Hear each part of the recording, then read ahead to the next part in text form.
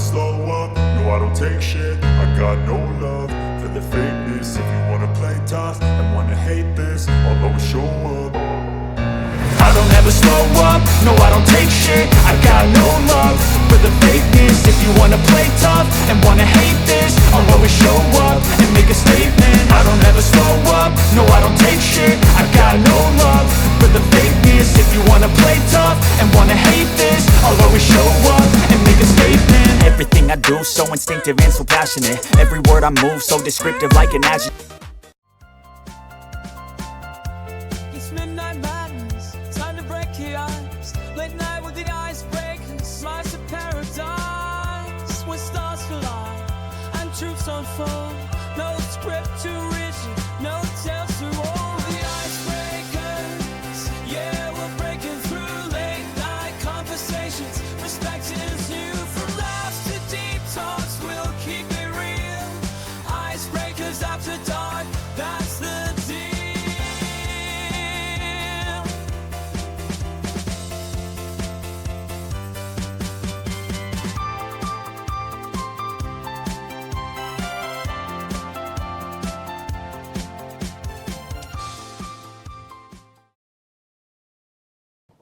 All right, welcome to episode 3 of Icebreaker After Dark. I am your host, Josh, and today I am joined by one of the best people I've met since we started Icebreaker. One person that I said in the last episode that if anything, I'm glad to be able to call a friend if nothing else comes out of this.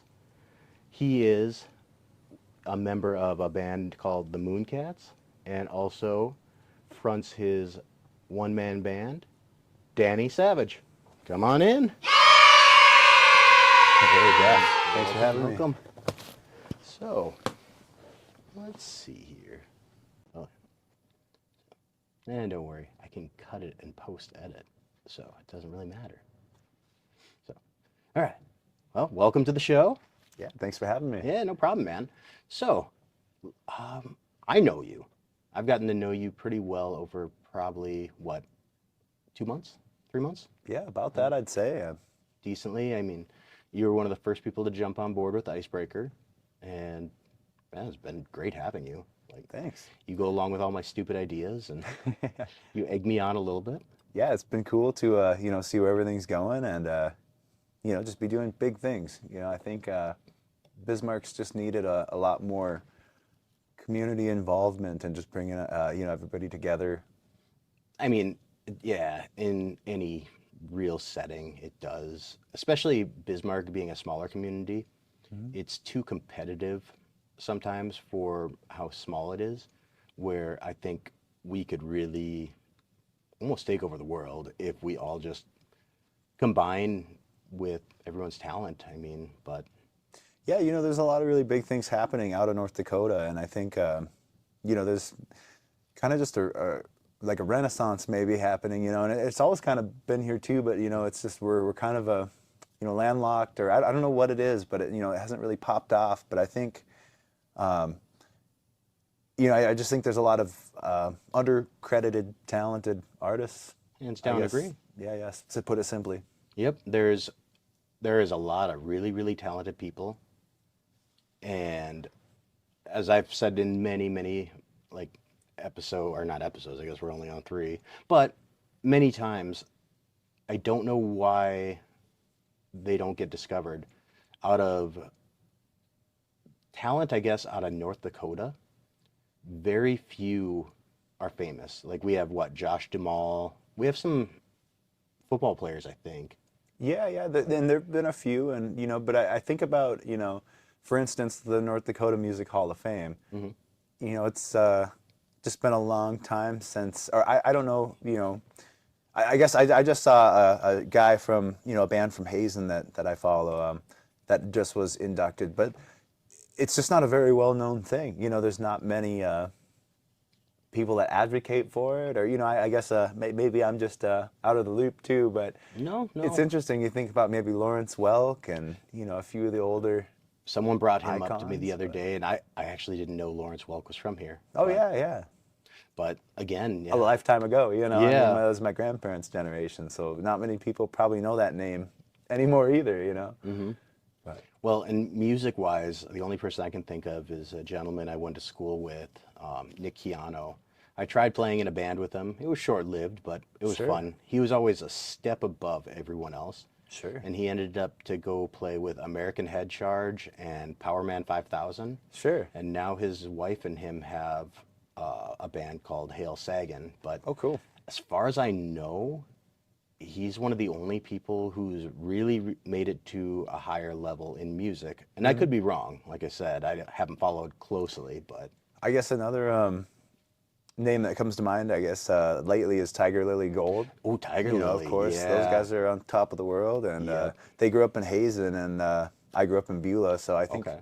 Krista was a year younger than me, and Kendra might have been a year older. Okay. So I really only crossed paths with them a couple times, but they're on to really big things out in Nashville, and that's really cool. Yeah, they're doing great. We have a gentleman, Dakota Faye, who obviously we all know, but if you don't know him, again, you'll know him and you will know Danny Savage, hands down, guarantee. But Dakota did a rap song with Tiger Lily Gold. Right. And the news didn't say who he was. They said guest rapper. Right. So that made us make the guest rapper T, which is hilarious because that guy's a genius on taking bad situations and making them good. Yeah, that was a really funny situation, and yeah, he's just brilliant. I love his music, and I've been performing alongside Dakota for a long time and watching him grow, and it's really cool to watch how far he's come. I've heard that too. Some friends who have known him for over 10 years now, and they've said that watching his progress and how good he is and getting and all that is impressive. So let's talk about you. What made you start music? And I suppose before we even get into that, why don't we tell everyone who doesn't know, I guess, who you are? Yeah. So, Yeah, well, I guess I'm Danny Savage. I'm a local Bismarck and regional musician and entertainer, I'd say. So I do a little bit of everything. I started playing music, I guess, with a few friends, and I played trumpet in high school and things, and that kind of eventually transpired into getting a drum set and getting all of the different instruments. And so today I play in a band called Mooncats, like you mentioned. We do Americonscious campfire folk music, and kind of travel the country, I guess. Haven't gone abroad yet, but we have big goals and big plans. And I also play as a one-man band when I can. So I do some foot drums and kazoo, harmonica, guitar, a few different instruments. I've been learning accordion and different things to keep it exciting. Yep. And like I said, it's always a variety act, so I've been adding ventriloquism and puppetry and magic into the show too, so it keeps it exciting. you might not know this about me. I love Magic. Oh, sure, Like, cool. Not I the didn't. Gathering. I didn't. I didn't. I've never played Magic Gathering. I haven't either. But Magic. My wife can tell you if I am interested in something, I'm going to actually go do it. yeah, sure. But Magic and professional wrestling are the two things that I really enjoy, but I have no desire to do. And I don't want to. I don't want to know how the trick is done either. Yep. I like to just look and be like, "Wow, that was awesome." Yeah, yeah, it is. It's for me, as an entertainer and a behind the scenes, video guy and different things, I do usually want to know how it's done. Like something about that intrigues me too, and got to get to the bottom.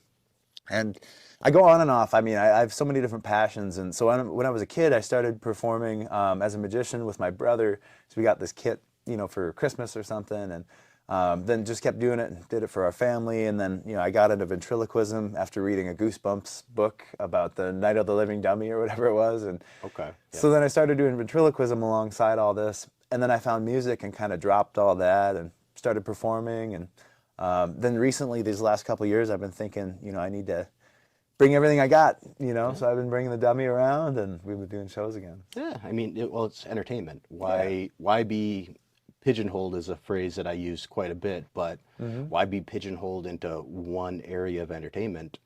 Why not try everything out? Right, absolutely, yeah. Life is an experiment. And that's what's fun is, sometimes certain jokes land, sometimes they don't land.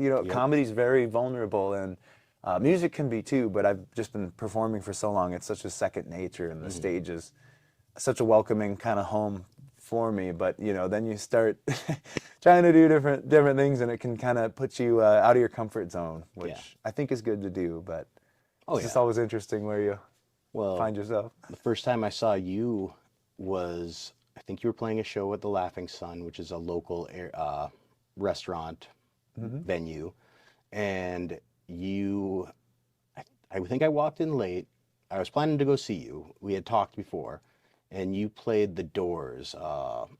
Strange? People Are Strange. People Are Strange, Yeah, yes. yeah. And I was just like, I like The Doors. Out of the 70s bands, and they might be 60s, I'm not sure. I wasn't a huge fan. Like, Led Zeppelin's okay. I really don't like Pink Floyd that much, but The Doors. I always liked The Doors. Yeah. And that was my favorite song by The Doors, and you were playing it right away, and I got a video, and I was like, God, that sounds amazing. Oh, thanks. And then my wife and our daughter came in, and they saw you perform too.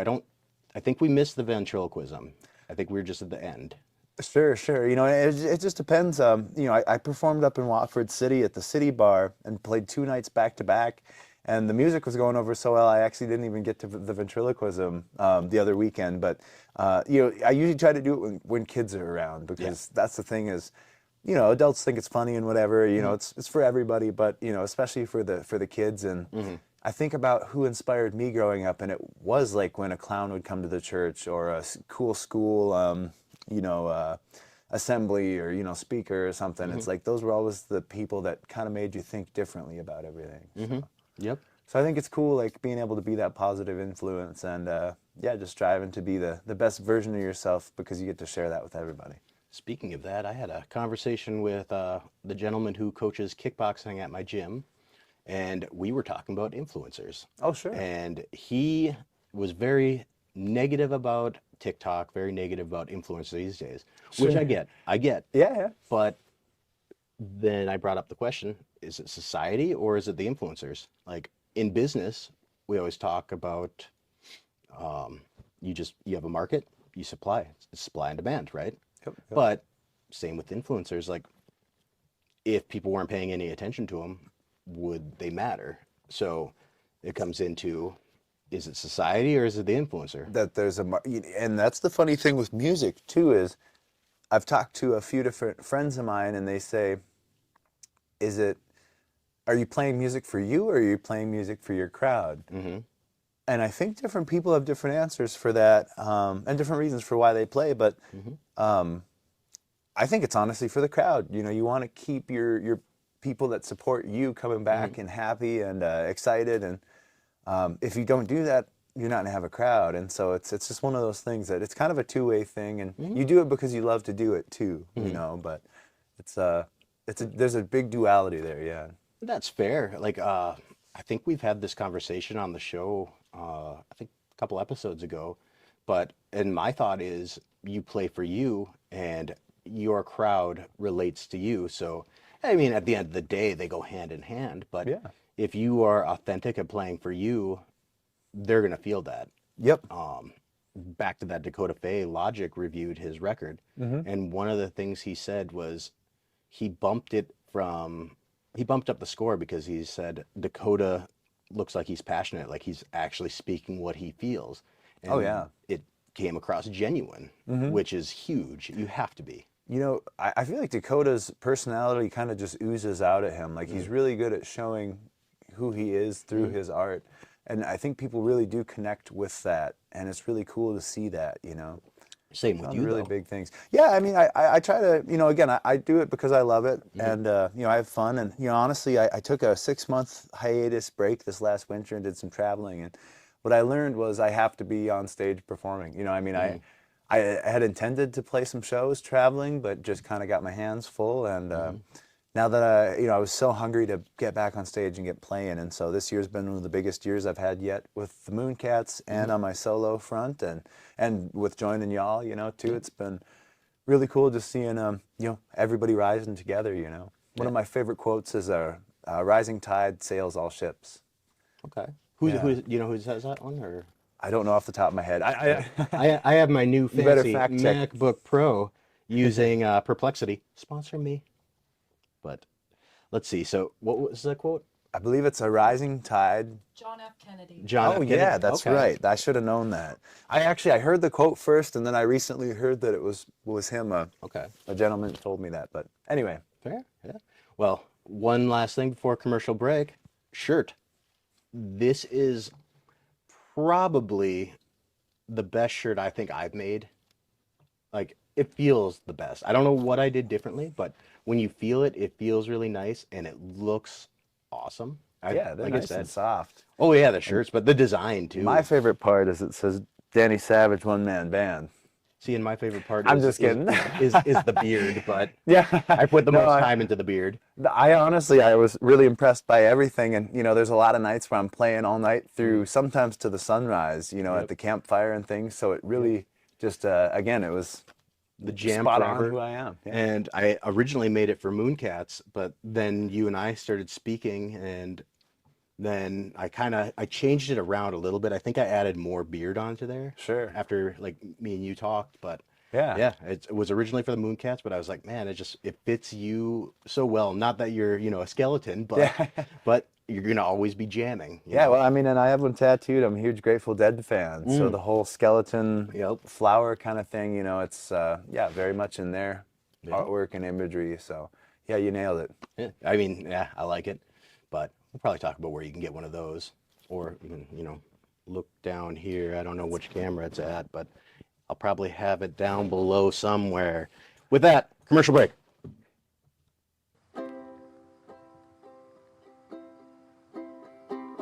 I know you wanted me to stay, but I can't ignore the crazy visions of me in LA. And I heard that there's a special place where boys and girls can all be queens every single day. I'm having wicked dreams of leaving Tennessee. Oh, Santa Monica is where it's calling me. Oh, make my mama proud, it's gonna cause a scene. She sees her baby girl and all she's gonna scream, God, what have you done? You're a pink pony girl and you dance at the club. Oh, mama, I'm just having fun on the stage in my heels.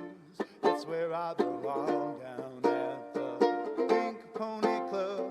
I'ma keep on dancing at the Pink Pony Club. I'ma keep on dancing down in West Hollywood. I'ma keep on dancing at the Pink Pony Club. Pink Pony Club. I'm up and jaws are on the floor. Lovers in the back room and the lines outside the door. Black lights, a mirror disco ball. Every night's another reason why I left it all. I think my wicked dreams a year from Tennessee. Oh, Santa Monica, you've been too good to me. Oh, make my mama proud, it's gonna cause a scene. She sees her baby girl, and I know she's gonna scream, God, what have you done? You're a pink pony girl, and you dance at the club. Oh, mama, I'm just having fun on the stage in my heels. It's where I belong, down at the Pink Pony Club. I'ma keep on dancing at the Pink Pony Club. I'ma keep on dancing out in West Hollywood. I'm gonna keep on dancing at the Pink Pony Club. Pink Pony Club.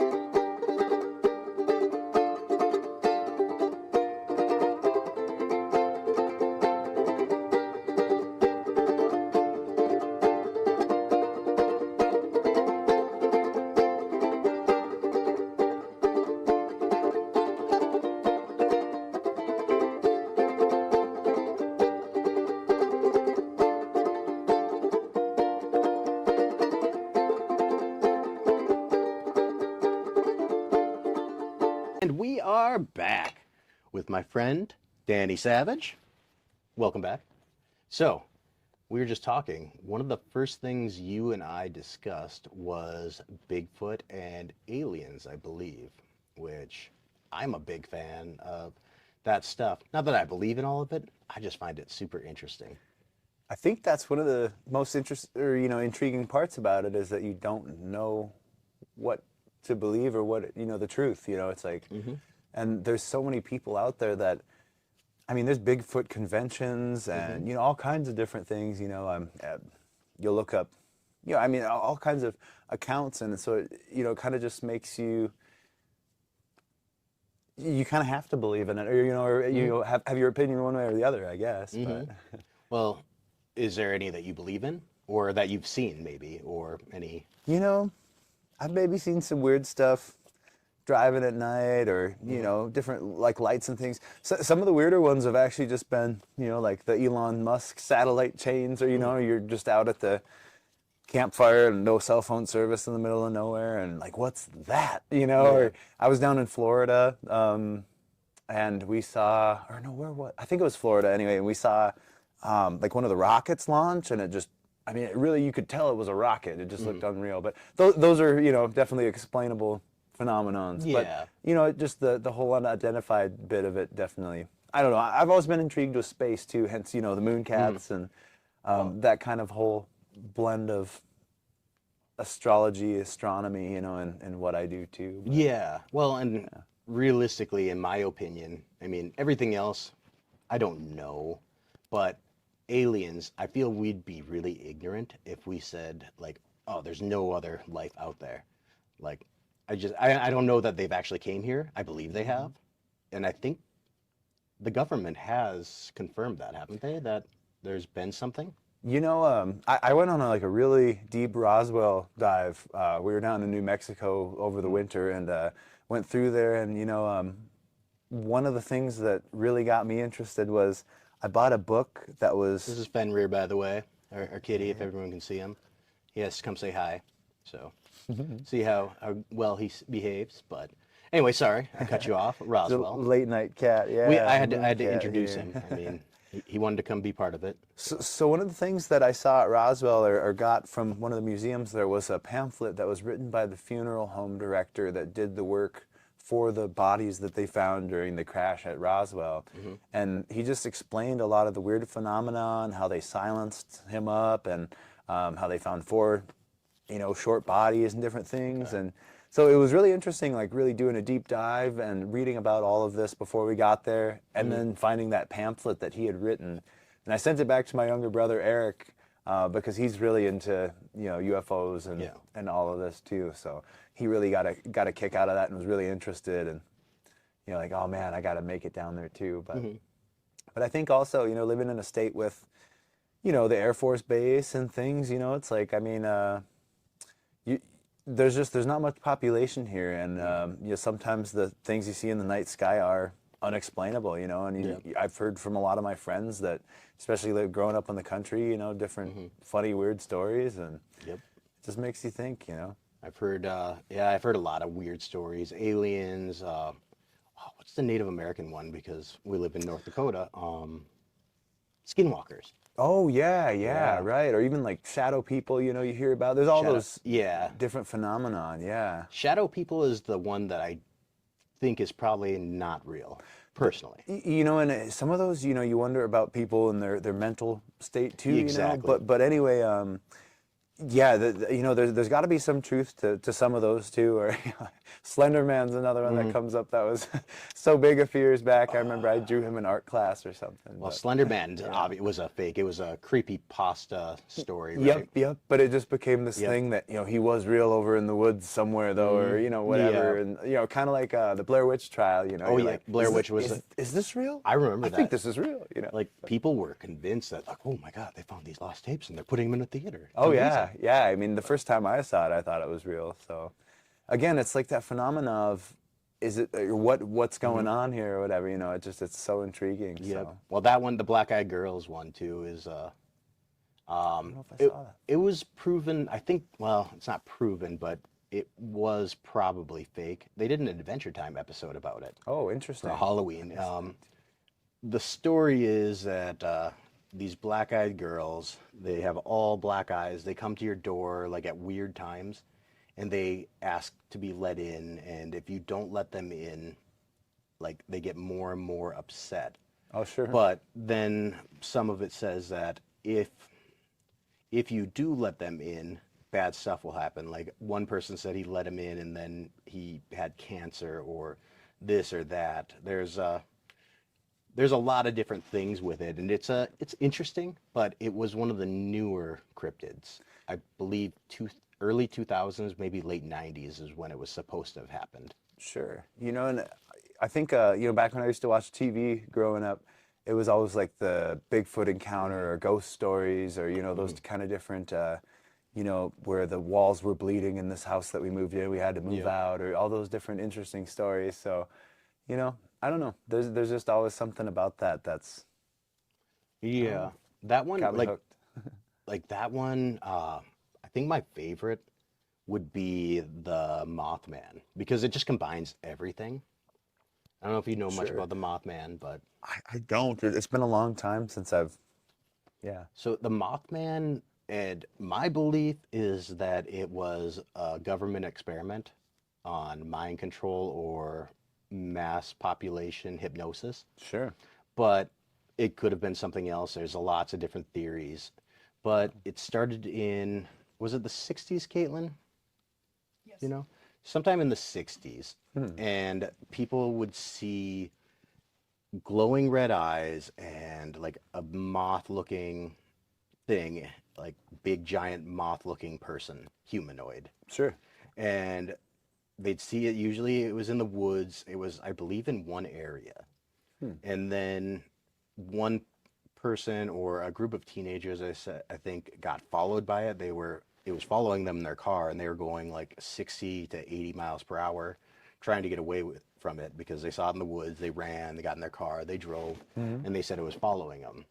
Well, in this area, a lot of weird stuff started happening. There was UFO stuff, like people would see saucers like going by them. I believe that it was a mirror-shaped one, or mirror ones. And then they would get stopped by an officer, but it was a man in black, which takes the men in black. Then there was, I know, a bridge collapsing and lots of different things that they would say.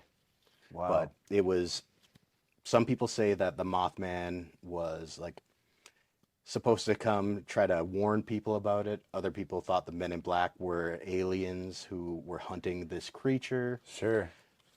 Some people Interesting. think government conspiracy, but who knows? It's a super interesting one. They made a movie. I remember when that all came out, and yeah, I'm gonna have to look into that a little bit. And one thing that came up that I just thought about that I saw that completely undescribable, but it was really weird. So it was after a weekend of traveling. We went out to, I think it was the state basketball game out in Grand Forks, and it was a high school weekend way back of sneaking out and going and coming back, and it was a blizzard weekend and just this crazy time. And so right when we were coming back into Beulah, I grew up in Beulah anyway, and we were coming over the hill. Me and my buddy Eli were driving, and all of a sudden it was like almost like a water balloon of like jelly or jello came and just exploded in the road and disappeared, like almost looked like vapor. And we both saw it, and we both like, what was that? It was really weird. It was, early in the morning, maybe 3 in the morning. And all I could find, and I think it was on Wikipedia, was it was either space jelly or star jelly. I haven't heard of that one. And it was really weird. It was just like, one of those things that like, I know I saw it. It was really weird. It just looked like There was no bridges or overpasses or anything? nope. This was just driving right down a hill, and it looked literally like almost like a balloon or like a big bubble of something that, exploded in the road and then was completely gone. It's weird, yeah. Yeah. I have nothing. Like, all I have is the stories I see on the internet, but I have zero firsthand experiences with it outside of people who were really jumpy to begin with, who saw stuff. So, Sure. Yeah, I know some interesting characters who have some interesting stories as well. Yep. So mine probably don't, hail in comparison, but it's one of those things, that that's all right. it's still interesting. Stories Yeah, are yeah. stories. I mean, one of my friends, he Yeah. swears he saw a big, or heard of Bigfoot. Sure. So, but And like I said, they got to be out there. I mean, there's so many people that are looking for them and have, encounter stories. And, do you have any theories on the Bigfoot?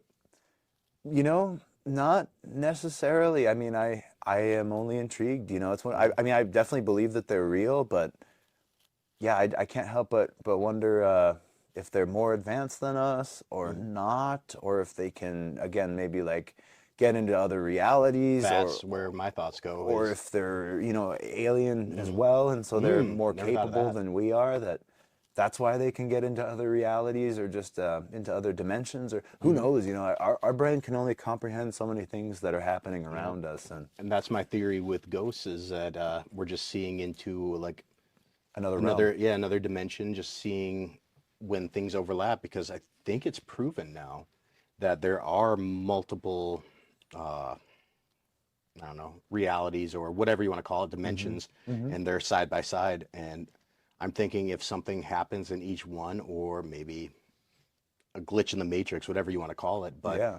you see a mirror into that world somehow. And that's all I think it might be. If it's real, like I said, I've never seen anything, but Right. that would make the most sense to me. Yeah, and I think we're always trying to make sense of it too. And again, and I think that's why it's such a controversial thing. There's so many people that, nope, there's no way, or they try to put religion into it or science to explain it or explain why not. And I don't know. I just think it's cool. I think it's interesting. Exactly. I feel it's something that we will probably never understand, but it's, again, like magic. I don't want to know the trick because I like to watch and I like to wonder, like, oh, how'd that happen? Or, well, without looking too deep into it. But again, yeah, any cryptid, just like the wonder of it. I think it's fun. Yeah, again, back to like magic, yeah, like you said, it's just exciting, and I think that's again part of what got me into entertainment is, almost like the circus of keeping people on the edge of their seat. It's almost so horrifically exciting that you can't look away. It's just always something. What's he going to do next, next? What's, and then it comes into more infamy when, I guess, I don't know if infamous is the word, but they want to know who you are. And that's where what we're doing comes in, because people who might not get to know you or don't know who you are yet get to kind of know you. Right. Because in 2 years, when you're famous and you're like, I'm not going to talk to you anymore, Josh, I'll look back and I'll be like, you talked to me then. Yeah, this is had who him. he is. After you cut your hair and get some MC Hammer parachute pants. Right. Like that episode of Saved by the Bell. They're coming back. They are. We were talking all about them the does. other day. Funny, yeah. No, yeah. It's been a long road as a musician, and it's really, I wouldn't change a thing. And I'm really fortunate to be where I'm at as a full-time performing artist in North Dakota. There's not many of us, and it's a lot of fun, but it's also a lot of blazing your own trail. Like I'm sure you've seen through your businesses too. It's like you gotta kind of take risks and be willing to try to outrun your haters, and do yourself, and it's always a, how do you outwonder the wonder, or how do you yeah, exactly, like intrigue the magician, what keeps your flame lit. And so that's why I think it's just important to be inspired too, and go out and enjoy music as much as it is to be able to perform and play it as well. And Exactly. Well, when we come back from our commercial break, sponsored by us, then we can talk more about you being a professional musician who making your career off entertainment. So sounds great. we will be back. More coffee, tea, cuts.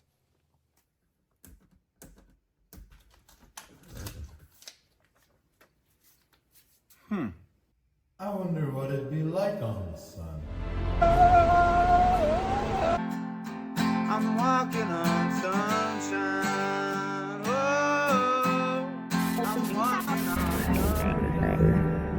Whoa, I'm walking on sunshine. Whoa,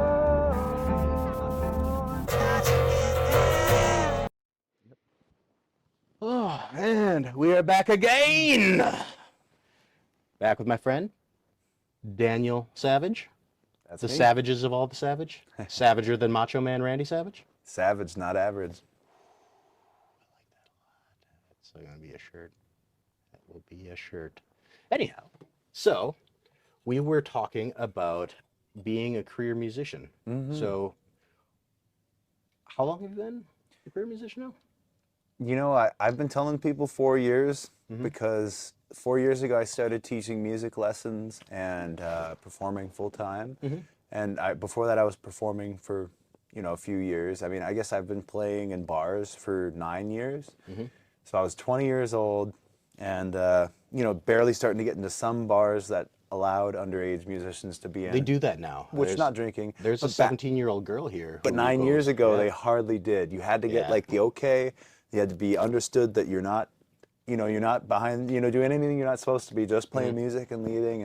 And but nowadays, yeah, exactly. There are venues available for folks that aren't 21, which is really nice because, I mean, I was well ready to perform probably by 17, 18, and so then you got to find your own gigs and plan your own stuff and until you can get into bars. So Well, and make sure people, you don't think about it when you're younger, but make sure that people don't take advantage of like not paying you or making profit off you. And I mean, there's the business side of things, but when you're 17, you don't think of that as much. yeah, it was all fun. And I think the goal from the beginning, when I first started playing, it was like, oh, I want to do this forever, and so it was always in the back of my mind, like, all right, when I get to the point that I need somebody to be management, be, representing me, I'll get that figured out, or, get the logistics behind everything figured out. And so that's why I tell people 4 years is because I've really been toning it in these last few years and been averaging 100 to 120 shows. So Yeah, you do a lot. in 5 years, I'll have played like 500 shows, and yeah, it's been an awesome run so far. Yeah, and then, well, as you know, I teach Brazilian Jiu-Jitsu, Muay Thai kickboxing, all that kind of stuff, which is my passion. That's my music. Yep. But yeah, I still teach kids class, which going through the years, like I teach adult class too. It's kind of almost switched though to, I like to teach now. I'm under no impression that I will be best in the world. I mean, I'm getting older. I have some injuries, and it is what it is. But I've been doing this for 16 years. Wow. But yeah, teaching kids and being able to bring up the future. And you're still younger, so you can still go make a career. I feel if I wouldn't have hurt myself when I was around your age, that I could have maybe made it to some level of notoriety in jiu-jitsu, because I have trained with some of the best in the world. Yeah, wow. And I go toe to toe with them a lot. So Yeah, that's the thing. You shoot for the highest you can. And when I was teaching too, it was one of those things where I was very passionate. I had a lot of really talented students, and I brought a lot of them really far. And it brought me really far too. I learned a lot about myself, and it was a really, really beneficial time in my life. The only reason I left was I was faced with a decision to perform full time, and my heart's always been on stage. So at that point, I kind of had to take the leap, and there's absolutely nothing wrong with that. Oh yeah, Like, no, I mean you got to do what you got to do. you will always be able to go back and teach again, but you would always be wondering what would have happened if you didn't take this chance. Right. And there's absolutely nothing wrong with that. And who knows where your students that you have had will be in 10 years. Right. I remember Mike Johnson was a guitar instructor for Guitar World around here, and he taught me how to play guitar. Oh sure. Wow. Granted, I didn't listen to him as well as I should have, because I was like, I want to play Nirvana. Yep. Don't teach me that butt rock solo shit. Yeah. But when I started playing again, I just bought that guitar right there. That's super nice guitar. Yeah, it is. I can't make it sound as good as you guys can, but it looks pretty. You'll get there. Someday. But yeah, all I do is what Mike taught me right away, which is dun dun dun dun dun dun. Yep. Dun, dun, dun, back Yeah, again. those finger exercises. Yep. And I don't have the dexterity or the calluses I used to, but It all takes time. I mean, I had a lot of students that it just had a hard time with even just pressing down strings and things. So then we'd go to ukulele and or drums even. It's like some students just want to try it all out, and you figure what sticks. So. yeah, and that's part of teaching. But so, what was the biggest performance you've had so far? The biggest performance, I mean, like of my career, I mean, I would say gosh, there's two that come to mind, or there's a few that come to mind, but the most recent one was probably playing Blue Ox Music Festival in Eau Claire, Wisconsin. Oh, I haven't heard of that one. It's a bluegrass music festival, and it's 5,000 people. It's slowly sold out right up until the date. Okay. And so we were up against a headliner, Molly Tuttle, and she's leading the bluegrass guitar world right now. She's been winning Grammys and just incredibly talented band and musicianship. So Molly Tuttle was playing, and we were right up against them, and we managed to pull back a crowd of probably 200 or 300 people, and a lot of other Minnesota band friends of ours were there, and so I think we made a really good impression, and we're hoping to be brought back. So. Well, you guys always, around here, you have a pretty big following. When I first delved into the management industry and figuring out where we're going to go, the Mooncats came up, which is, I had that shirt, like I said, ready before I even met you guys. Sure. I think I had like 3 or 4 others as well, but that was probably my favorite. And then when I met you, it just fit. Yeah, oh yeah. But you and Dakota were 2 names that kept coming up. I believe Aventide did come up quite a bit too, which I really like them, and hopefully I'll be able to work with them a little bit more. Yeah. And you played with, well, 2 of the members of Aventide here. Yeah, the other day. Yeah. Yeah. So Dan Pretzer filled in. He's the drummer, and he Dan's a cool guy. drums with us. Yeah, with the Prairie Wranglers. So we usually have Roger Nordquist, but he was out in Minnesota visiting his folks. So thanks to Dan for sitting in with us. Yeah, no, Dan's awesome. Yeah. I chatted with him, God, it was probably about a month or 2 ago, and I drove around for a good hour just talking about music and life and all sorts of stuff. It was seeing if he wanted to come on board with us and work with us, because as you know, what we're trying to do is bring the whole community together so we can take the best people, and I don't care if they're the best act. Don't give a shit about that. Like, I want good people Right. who are team oriented and want to help bring our community to a bigger stage, I guess, or get the, I don't know, notoriety that you guys all deserve for working so hard and make a good living as anyone else would. Right. I think we all, or maybe not all of us, but a lot of the people that I see are putting in a lot of work into what they're doing, and whether it's paying or not, it's the passion that drives the train there. So, I think in time, and I mean, I'm making a full-time living on music, so I'm not complaining, but I think in time, it'll just only get better and more enriched, Well, and stuff we say, like, I don't want to change you guys. Like, you guys are the artists. Me and Dean, we kind of handle the business side of things. And then I have a little bit of artistic doing this kind of stuff, but it's not quite the same as what you do. And Dean is fully business. I mean, he's the vice president of a pretty good company. And so that's kind of our job, is to handle the business side. We need bookers because, well, we don't have the contacts quite yet to be booking big shows, but we'll get there. I mean, that's why we're making this show, to get people. But I mean, you can handle booking most of the stuff for yourself, and we don't really get in the way of anything. You ever heard of the band Green Jello? Yes. Yeah, so I opened for them twice when they came through Mandan when I was in high school.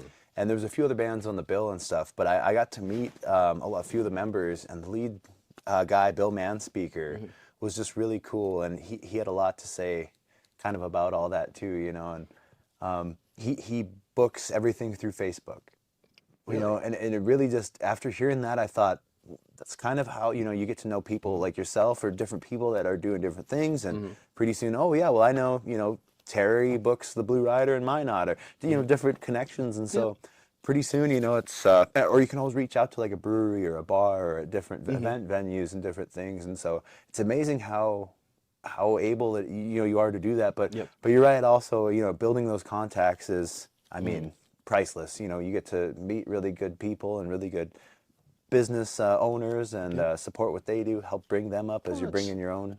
It's a partnership. I mean, that's all it really is. So, like, you have the venues, you have the musicians.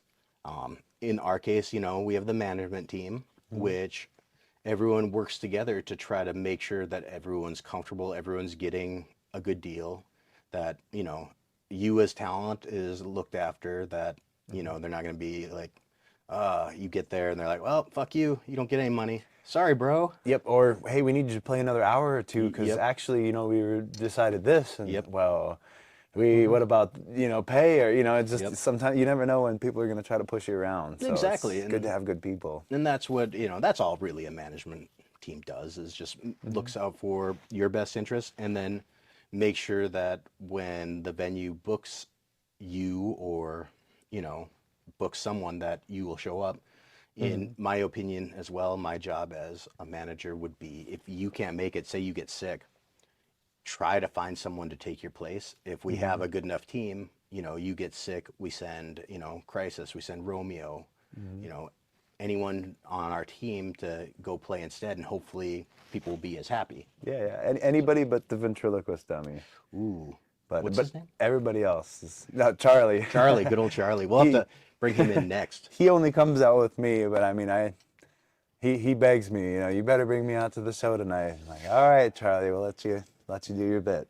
But Charlie. yeah, there's a lot of talented people, and that's the benefit of being on a team like this, is that, you know, if you know, again, one of those guys can't make a show, and I'm just kind of sitting around hanging out or working on music and have a night off, I might be able to fill that in. And so, or variety nights is another example. We've been looking to you know, throw multi-genre shows and have comedians, have artists and musicians, and maybe even live painters. And you know, I mean, I go to a lot of music festivals, like I mentioned Blue Ox earlier, and you know, the more you go to these, the more you find that there is a lot of focus on, you know, the food, the art, the everything, not just the musicians. You know, it's everybody's celebrating just life.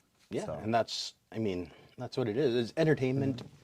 But Caitlin and I were talking the other day about bringing an acting troupe on. Oh, sure. What was the, oh man, you were talking about bringing the acting troupe to do, it's popular in other areas.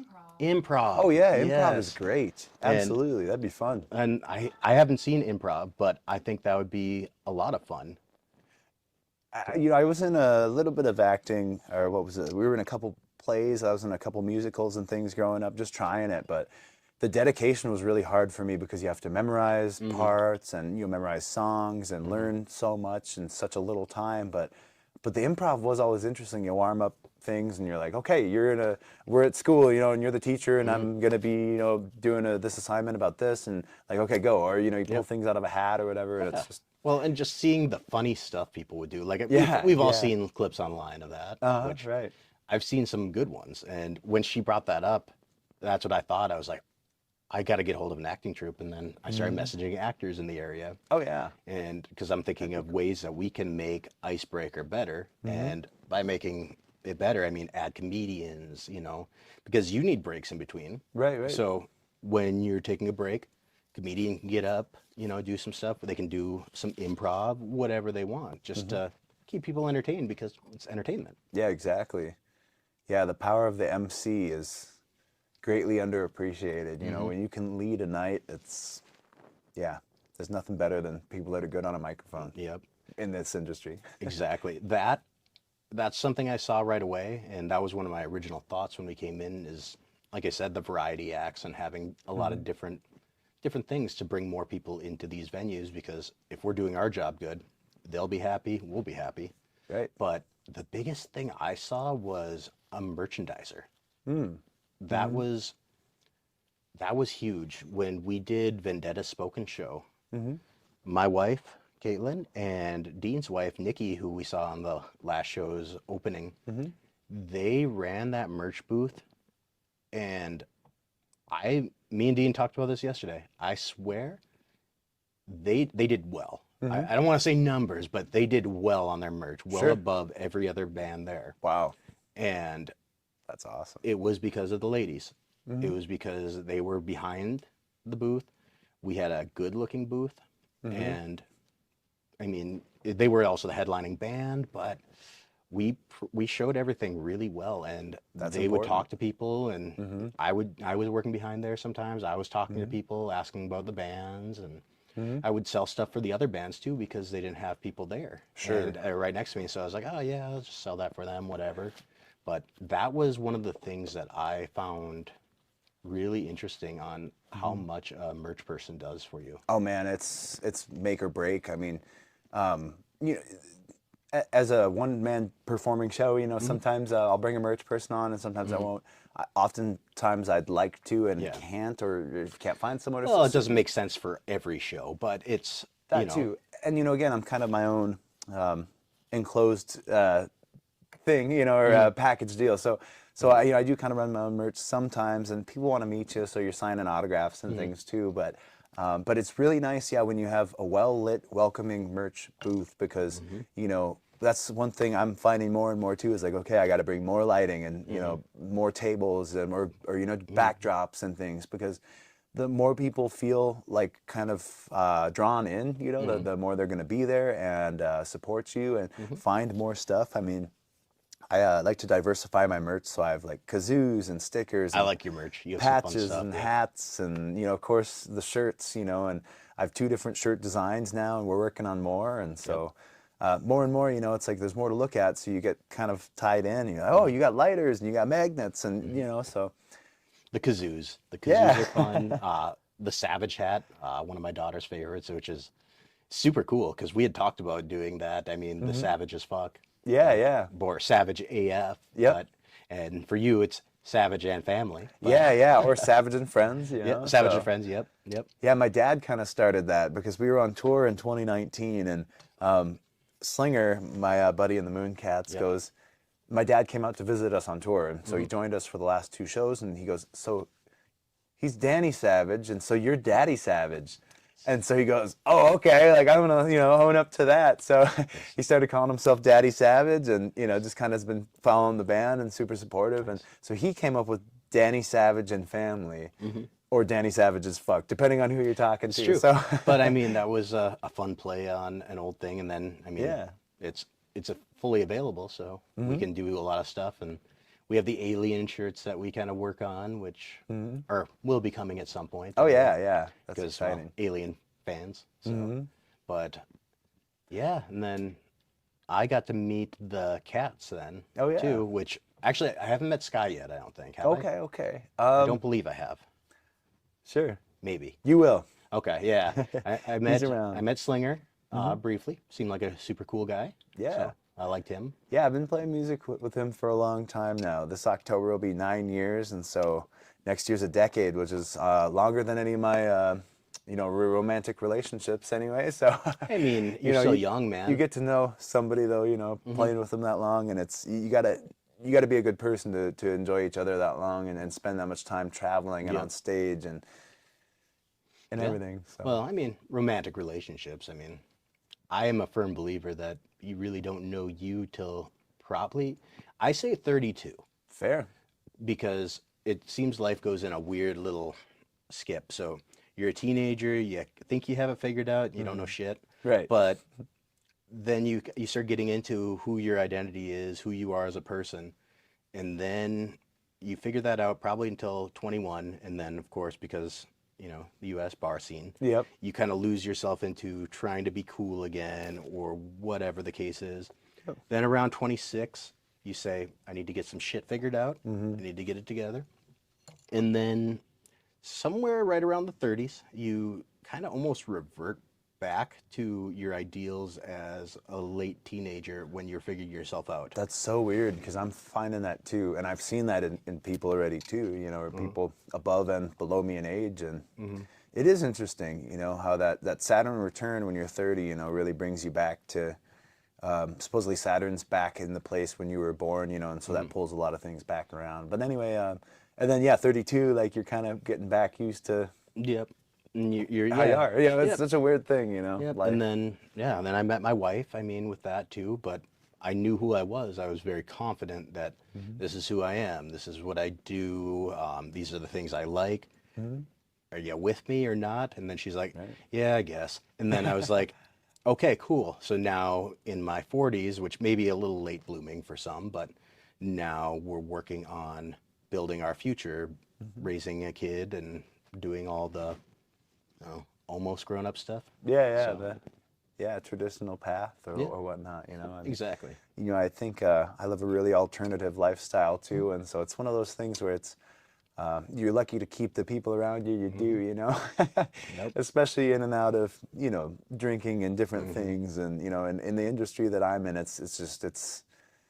it's hard sometimes. You know, you run into different situations and different people, and, you know, you just want to treat yourself and the people around you the best you can, and keep those relationships going well. Exactly. And I mean, the reason I came into going to the music was I dealt with MMA fighters. I dealt with, you know, well, fighters in general, which can be an ego-driven lifestyle. Oh yeah, I can't imagine. It's very similar to actually how you live too. Sure, fair though. Like they aren't that different. The only difference is like there's not as much shit talking in MMA because you're gonna find out real quick when that starts. You know, like things get real quicker. Whereas in the music thing, you know, it's not the confrontation about it. Yeah, there's no confrontation. It's all kind of behind the scenes and But Caddy. Or whatever. But I've met some of the best people through MMA, jiu-jitsu, whatever you want to call it. And the best people are always the higher up peoples. So the guys who are really, really good are usually the most humble, the best guys. They've dealt with the defeat. They've dealt with backstabbers. They've dealt with all that. So if you're good with them, they're good with you for life. Same with musicians, is what I'm seeing. Yeah. The best musicians, they don't have anything to prove. They're not trying to say, they're not going to be like, well, Danny's better than me. Fuck him. Yeah, I'm the only one-man band in town. Or Exactly. Something Yeah, like that. exactly. Right. It's just, oh, cool. Another, you know, you're trying to support maybe, or, or you're not, you know, you don't have anything to prove, you know. It's like, well, my work speaks for itself, you know. If there is, it's good, what's the word? A good competition. Yep. You know, if Well, there is another, but. One thing that I've been thinking too is the best build each other up.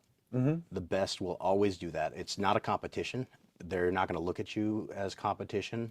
It's like, if you get better, I get better. If you get somewhere, I get somewhere. We do it as a team. Yeah. And you're the best for that reason. And Right. You are one of the best. I hands down think. Thanks. I truly think that. Like I said, you won't talk to me once you're a famous star, but you know, whatever. I have this. I don't know, man. I don't know if I'm in it for the fame or what, but you know, I enjoy it, and like I said, I found that I have to do this. You know, otherwise I think I'd just lose my mind or be a really sad person. So I'm really grateful to be where I'm at, doing what I'm doing, and working with such great people, and having so many awesome fans and support. Well, and you're a leader in our community, which, again, the Mooncats is one of the biggest bands to come out of North Dakota. I'd say you, Tiger Lily, Dakota. I'm probably missing a couple.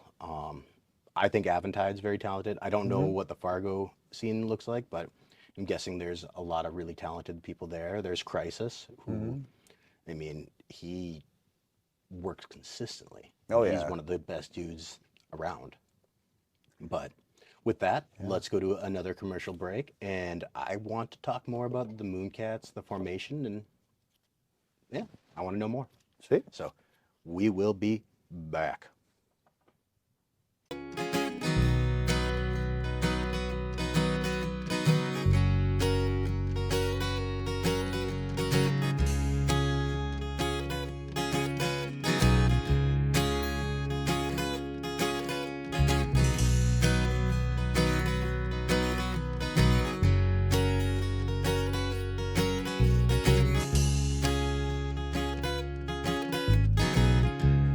Biggest, your baddest pole. We're going down to that old sugar hole on the banks of the Yellowstone. Takes a big old treble hook, 4 to 6 ounce weight.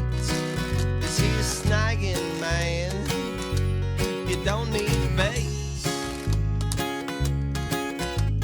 Searching for the one with the big old paddle, the one that's really tough to handle, as big as a man, a prehistoric beast. Cast and you let her drop, hoping this time you found the spot. Now jerk and retrieve till we get a fish we don't leave.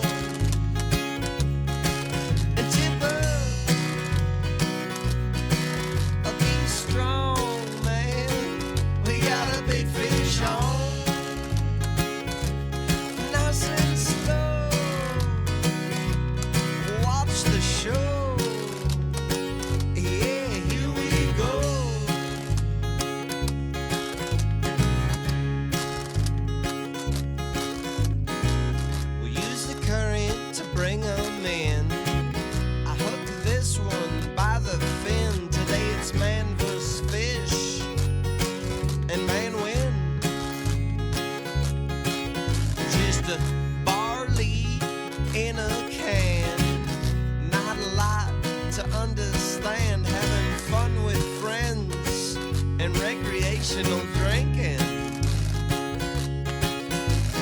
Only $3 for a tag.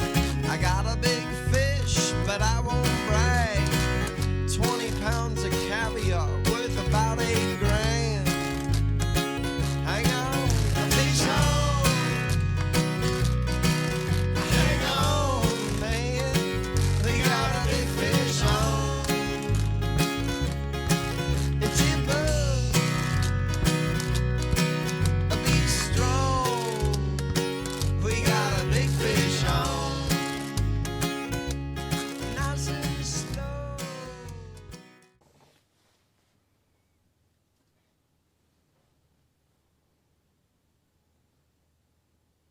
Oh, are we back? We're back. We're live. Hey. That was a skit. Anyway, so Mooncats. Yeah. So, how did you guys form? You know, so it was an interesting formation. I played in a band called Northern Light with Jordan Esslinger and Bronson Hyde. We were a three-piece kind of Americana group. The way I joined was they needed a sound gear. They were playing through a couple amplifiers, and I had a full PA, and so I told them, hey guys, I'll come down to the bar and run sound if you want, and set up, and then I played washboard and cajon with them the whole night, and they basically said, you want a band? And joined on. So then we played for a few years, and Bronson ended up moving, and so Slinger and I essentially were trying to That's decide. Esslinger, right? Yeah, Slinger? Jordan Esslinger, yeah, Okay, yeah. okay. He goes by Slinger for Yep, short. But yep. we were trying to decide what to do, you know, and we just decided no matter what, we're going to keep playing music together and How old figure were you at this something time?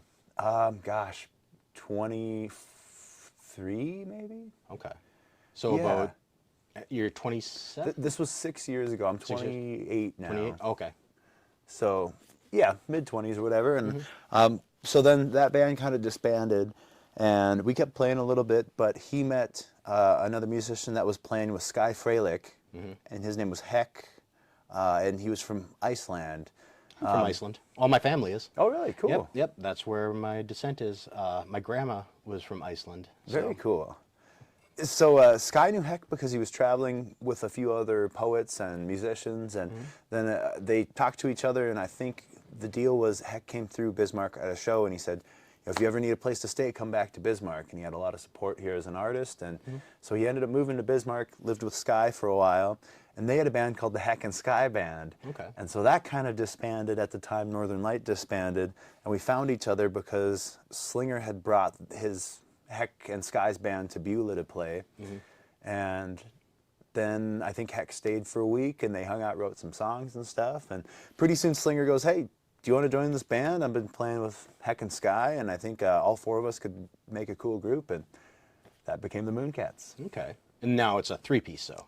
Yeah, so Heck was from Iceland, and somewhere along the lines there was complications, and so he had to move back to Iceland. Yeah, there's... So that was within the first year of the band, and it was a really big moment where I was kind of a supportive musician, and Heck and Slinger were kind of the front men of the group. And then all of a sudden, I'm kind of a front man, you know, with Slinger and Sky now, I misunderstood. So I thought you said Frelick was Icelandic, but you're talking a real Iceland guy. Like, Yeah. my No, descent. My descent. I'm not from Iceland. So Heck was literally, you know, he had come over here to travel for a little while and went back, and then, you know, at one point he moved here, you know, and lived here for, gosh, it was probably 3 or 4 years, was in a whole bunch of different bands, and I don't really even know what the logistics were. I just remember him saying, guys, I got to go back to Iceland, you know. Well, you know Sodi. I mean, Yep. Sodi is a good friend of ours, and she had a hell of a time getting her visa, even though she was married. And Sure. this was recent. So she just became a U.S. citizen, what, within the past year? Sure. I have another friend from Mexico that just, you know, got his citizenship this last year, and I mean, I've known him for 5 to 7 years, you know, and he worked in kitchens, and just got his citizenship, and started a restaurant in Beulah. So, shout out to Angel at the Guadalajara restaurant. Where's this at? Beulah, North Okay, Dakota. Yeah, so okay. I grew up in Beulah, as I mentioned before. Yeah. It's a authentic Mexican place. Oh yeah, yeah. Ooh, I love Mexican food. It's Did he excellent. happen to used to work at Sam's Club? I'm not 100%. maybe way back. I worked with him at the Iron Ore when I served for a while before COVID, and then he kind of bounced around through a few different kitchens and wound up in Beulah. So Okay. yeah, a good friend of ours. Yeah, I love Mexican food, so if I ever find myself near Beulah, I will definitely be stopping by. Definitely. But so, okay, you guys. So you met Slinger 23 playing washboards, and then okay, that's an interesting story. And then Yeah.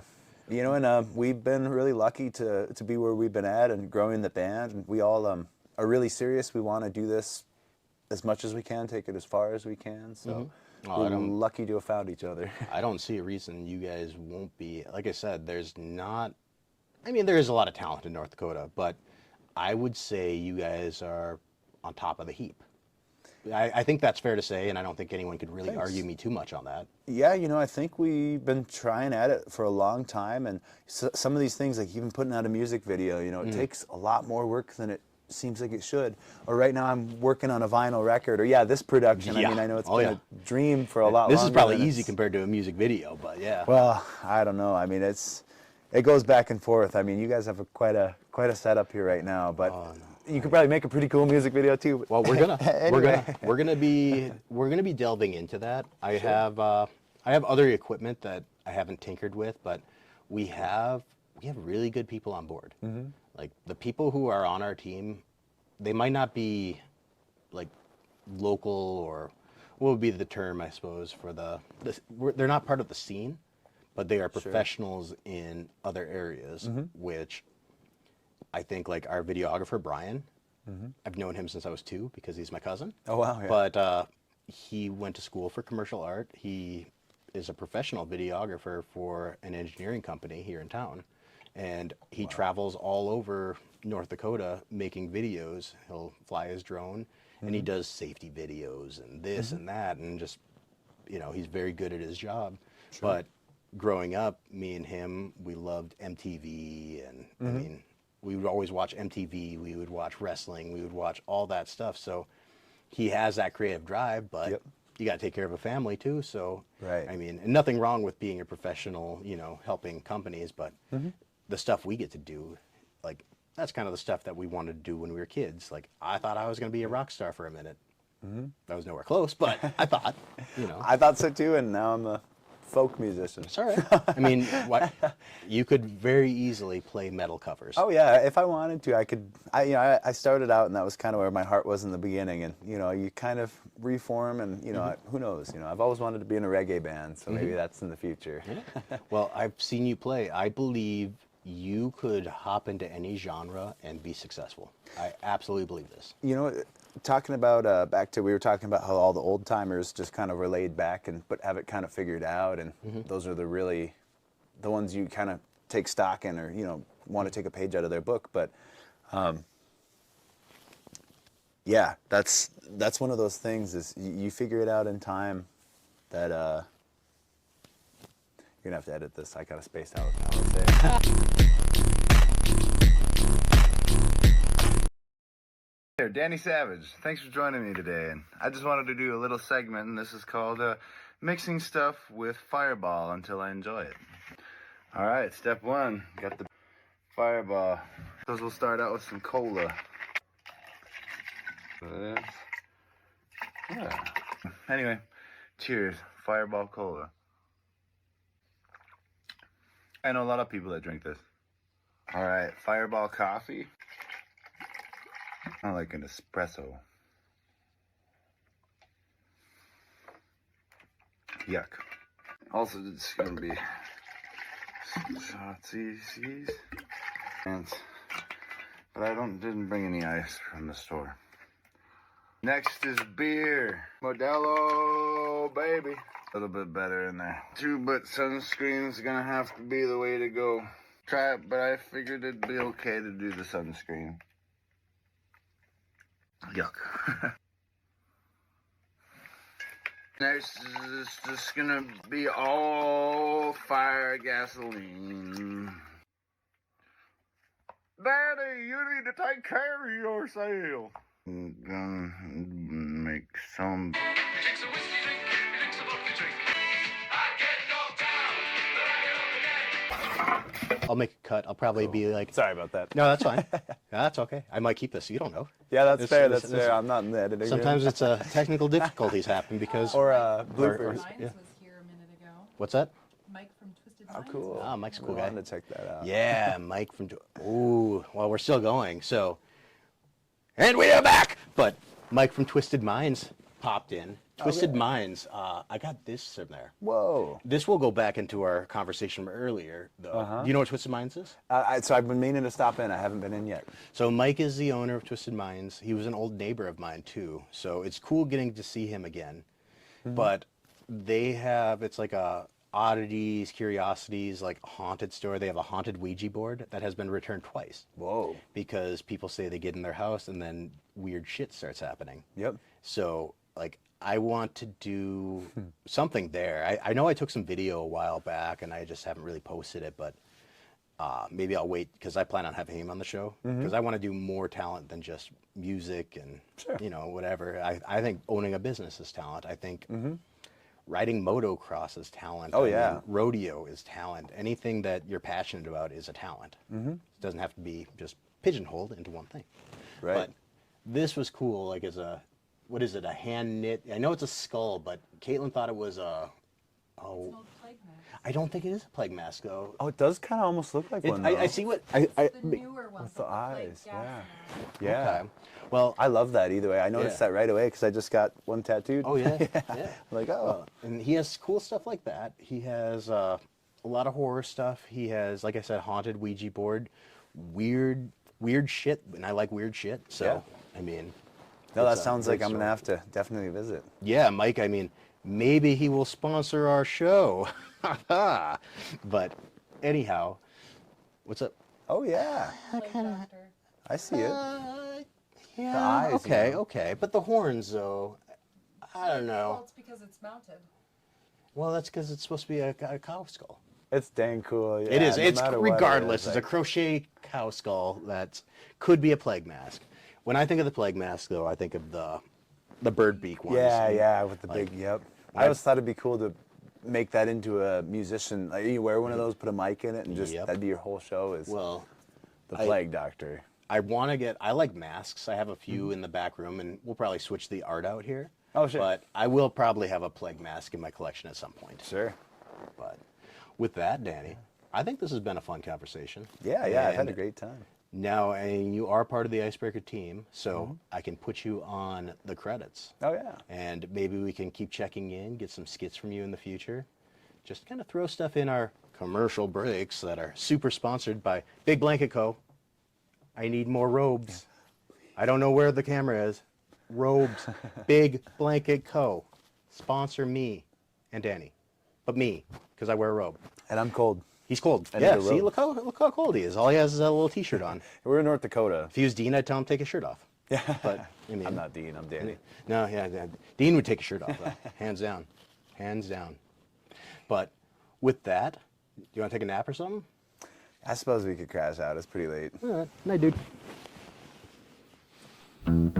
Underneath the glowing sun, we gather on the shore with flowers in our hair. We couldn't ask for more. Strumming tunes on old guitars, the rhythm takes control. We are the icebreakers with peace within our soul. Singing peace, love, and rock and roll. We're the icebreakers, let the good vibes roll. Dancing to the beat of a timeless song. Join our circle, everybody come along. Through the misty mountains we wander and we roam, sharing smiles and laughter, the world becomes our home. Painting skies with colors, a tapestry untold, spreading love and harmony, together we'll unfold. Singing peace, love, and rock and roll. We're the icebreakers, let the good vibes roll. Dancing to the beat of a timeless song. Join our circle, everybody come along. Feel the breeze of freedom blowing through your hair. Close your eyes and let Spirit take you there. Hand in hand we'll march to the beat of love, underneath the stars shining bright above, singing peace, love, and rock and roll. We're the icebreakers, let the good vibes roll, dancing to the beat of a timeless song. Join our circle, everybody come along. As the embers fade and the night grows old, our hearts are warm, our stories told. We are the icebreakers of a timeless song. Peace, love, and music make our spirits glow.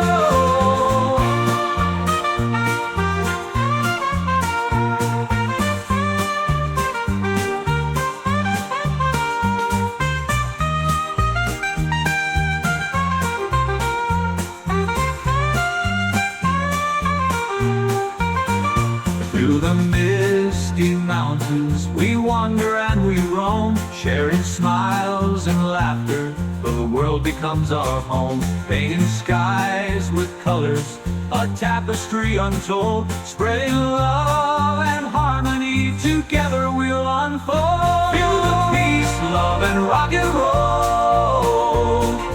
We're the icebreakers, let the good vibes roll, dancing to the beat of a timeless song. Join our circle, everybody come along. Feel the breeze of freedom blowing through your hair. Close your eyes and let your spirit take you there. Hand in hand we'll march to the beat of love, underneath the stars shining bright above, underneath the stars shining bright above, underneath the stars shining bright above.